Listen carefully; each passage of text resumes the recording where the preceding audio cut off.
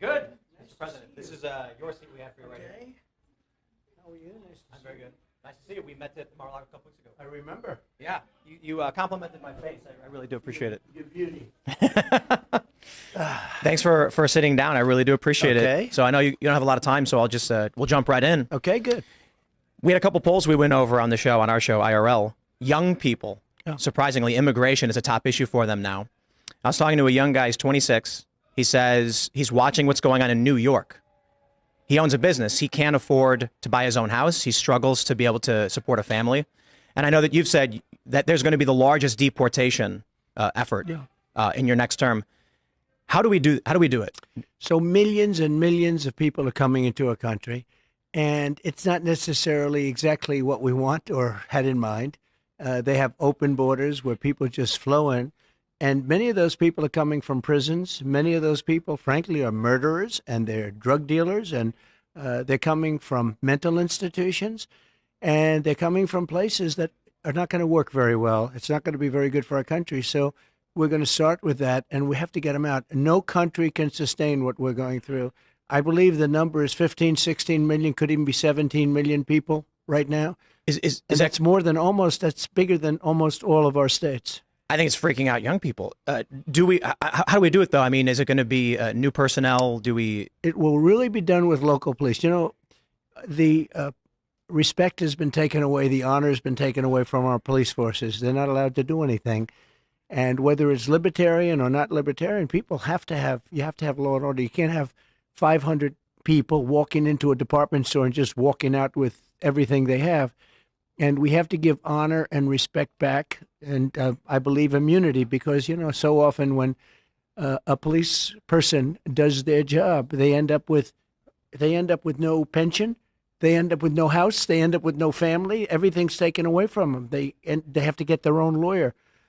So we're going to give them back their dignity and their strength. The local police know the criminals that we're talking about. They know their first name, their middle name, and their last name. They know everything about them. And we're going to have to let them do that. And they will bring them in. We have no choice. And these are in many cases, and this is from all over the world, not just South America, which is big enough, but they're coming in from the Congo. They're coming in from all parts of Africa. They're coming in from all parts of Asia. And it's an invasion into our country. And no country can handle this. So we're going to have them taken out. Local police, we're going to work very closely with the local police. And it's been done before. We had Dwight Eisenhower, believe it or not, did the biggest deportation. He pretty much stopped it. Strange that we mentioned Eisenhower because you don't think of him that way, but he did a massive deportation where people were pouring in. The next big question that we get a lot is there's two components to this. The first is many of the libertarians here, we want to see firings. We want to see in the bureaucracy corrupt individuals, the bloat. On top of that, without getting into the specifics for obvious reasons, the things that they're doing to you with the court system is not just to you. It is to me. It is to everyone who voted for you in 2020. It's true. Are we going to get some good personnel in as Attorney General, Deputy Attorney General, and in the CIA, and see some prosecutions? So we had some great people because our trade numbers were fantastic. The jobs we did on trade, the jobs we did, frankly, in the military underneath the terrible television generals who were absolutely terrible, but we have incredible people. You know, we defeated ISIS, and we had no new wars because they were concerned with us. I had no wars at all. I finished off a war that we were in for 20 years, but we had no wars. And we have to get the right people. It's all about the people. So when I first came here, I was only in Washington 17 times in my life. All of a sudden, I'm president. And I really knew nobody. I relied on people. Some were good, some were rhinos, some gave us some bad advice. And generally speaking, we had very good people. But we had some that we have to do better. Attorney General, we have to get a great Attorney General. And I'd work with the Libertarian Party on that. I think it's very good because, you know, I view the Libertarian Party as almost a party of common sense, largely of common sense. And I say that about the Republican Party, too. We're a party of common sense. You want borders, but you want fairness. You want a lot of things that a lot of other people don't talk about. So we will work with a lot of people to get the right people in. The difference is I now know sort of everybody. Yeah. And I'm not having to be relying on people that I didn't know very well and listen to their recommendations. And I think we're going to have phenomenal people. I know the people. I know the good ones, the bad ones, the weak ones, the strong ones. I think we're going to have great people. We're friends with Kash Patel. He was on the show just before you, and that gives me a lot of confidence. Yeah. Cash is fantastic. Yeah, absolutely. He's an example of a good one. Yep. We have some great people, but Cash was a great example. Devin Nunes, as you know, he's fantastic. Absolutely. We have so many great people. So when it came to foreign policy, I'll be honest, I didn't vote for you in 2016. I was jaded. Obama let me down. I'm from Chicago. I thought 2016 was silly. And then in 2020, with the timeline for getting out of Afghanistan, right, when you tried to get our troops out of Syria, my question is, why are we in Syria? Who even knew? Yeah. And they lied to you, and they lied to us about the number of troops in there. And so maybe it's a bit blunt for me to say I want to see people prosecuted for the lies to the American people. But in terms of foreign policy, perhaps it's a little bit of a biased interview, but I think you're the greatest president of my lifetime. I appreciate it. And ending the wars that we should not have been involved in. Now the fear is World War III. Yeah. What are you looking at when you enter your next term to stopping the escalation? Well, first of all, I'm the only one that is going to stop World War III, because this man can't put two sentences together. He doesn't know what he's doing, doesn't know where he is. And amazingly, it seems like he's going to be running. You know, it's a lot of people say, do you think he'll make it to the starting gate? Well, we'll see what happens. But if you look at Viktor Orban, because we don't want to see wars. I don't want to see wars. I was in no wars other than we finished a war with ISIS, and we completed it, 100% complete. But I don't want to see wars. I think it's so horrible, so unnecessary, so costly in terms of lives and money in that order, and destroying these countries. You know, you're destroying culture. When you look at Ukraine, that would have never happened if I were president. You look at the October 7th attack on Israel, it would have never happened. I look at your policies, I see secure the borders, bring jobs back. I look at the Democrats and many Republicans, and it's foreign war and foreign expansion. That's right. What is that? I think it's just a failed mentality. It's crazy. You can solve problems over a telephone. Instead, they start dropping bombs. I see recently they're dropping bombs all over Yemen. You don't have to do that. You can talk in such a way where they respect you and they listen to you. Viktor Orban of Hungary, you know, the leader, they call him a strong man. Who cares if he's a strong man or not a strong man? He's a very powerful guy.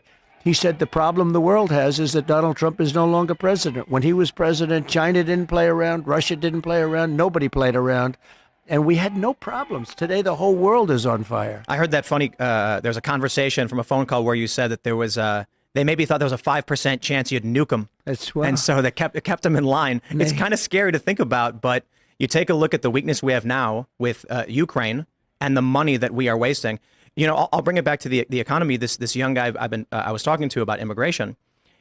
Actually, I'll put it this way: there's a viral video where a young man's screaming that we're sending hundreds of billions to a country no one's ever heard of, right, and young people are hurting in this country. Do you see any direct economic policy that is on your list for 2025? Direct economic, but also direct in terms of warfare. We're spending hundreds of billions of dollars all around the world. But when you look at Ukraine, we're giving all of this money. Europe, which is much more affected by that war than us, is spending just a tiny fraction of what we're spending. And you say, does anybody at least get involved in this? But more importantly, I will end that war. I'll get it ended. Putin respects me. Zelensky respects me. I know all the players. And I want to get that war ended. It's a horrible war. It's a terrible, there's no good war, but that's a horrible war. And to think it would have never started. It would have never started. If the election turned out like it should have turned out, that war would have never started. I mean, and you know, the number of lives we're talking about is far greater than the numbers that you hear. When they blow up a town, or when they blow up these buildings, these massive buildings, surprisingly, I mean, these are big. That was my business. These are big, powerful buildings. And they come tumbling down to the ground and they say nobody was injured. A lot of people were killed. Yeah. And the numbers are a lot different than you think. When you will see that happening. When those numbers really get announced, you're going to see it's much worse than people think. Here at the Libertarian Party National Convention, they had one of their, I believe one of their presidential nominees said he wants to see Fauci, the heads of Moderna, Pfizer, Biden, and you locked up for what happened during COVID. I don't agree with them, but there is a big sentiment. Elon Musk tweeted, prosecute Fauci. Fauci lied to Congress about the gain-of-function research that was going on And now we have testimony Well, that I'm the one that stopped the funding, and this was funding from before me. I'm the one that stopped the funding. Fauci wasn't a big player in my administration like he was after I left. I mean, Biden made him the king of everything. And if you take a look at that, Fauci was not the big player with me that he was. And in fact, I did things that he didn't want to do. He wanted to keep it open to China. I said, you got to close it to China because it was all coming out of China. It was coming out of Wuhan, which I said right at the beginning. But the other thing is, and what people don't realize, I believe in federalism. I gave the power to governors. Some governors did a great job. In all cases, they were Republicans. And some, like in South Carolina, Henry McMaster, kept everything open. Others didn't. The Democrats did a bad job, very bad job. But basically, I gave that power over the states. I gave it to the governor. I gave it back to the states. And I think it's something which, when people realize that, it's something that they respect. Will there be accountability for the lying to Congress when you get to appoint your new AG, deputy AG? Yeah, and we'll take a look at statute of limitations because, the statute of limitations are quite long. And we're going to be looking at that very seriously, yeah. I got one big question for you. So part of my family comes from Korea. Good. And you did what I think is one of the most tremendous things. You crossed the demilitarized zone into North Korea with no security as a sign of goodwill and peace with the hostile nation.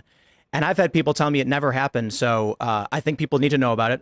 And I'm wondering if you can just tell me how did that happen? How did it come to be? And it hasn't happened since. Yeah. And when I met with, with the handoff, you sort of meet with the previous president for a period of time. The meeting lasted for quite a while. With President Obama, you sit in the Oval Office and you talk, and the press is outside, and you talk for a little while. He said the single greatest threat we have is North Korea. And I said, have you called them? Have you tried to talk to them? Little things like that. And didn't matter what the answer was. He felt that was the single biggest threat in the world was North Korea. And as you know, there was certain hostility when I first started, and all of a sudden it boiled down to something that was very beautiful, the way it happened. And I got along with him very well. And I will say that if Hillary won that race, you would have had a nuclear war and millions of people would have been killed.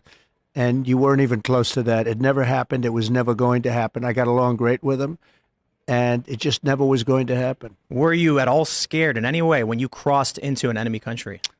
Well, I wouldn't say that Secret Service was thrilled. And in those blue buildings, there were lots of people in those buildings that I looked at. The two blue buildings on each side with the windows. And I looked in those windows, and there were a lot of things happening in those. Someday I'll tell you about it. But no, I felt very safe. I felt my relationship with him, as you know, was very hostile. Little Rocket Man and all that. But then all of a sudden it morphed. He respected me. I respected him.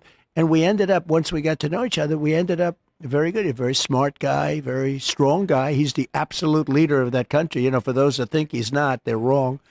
And I got to know him very well. I even did a press conference. He never did a press conference before. I said, would you like to do a press conference? And we did a press conference, if you remember.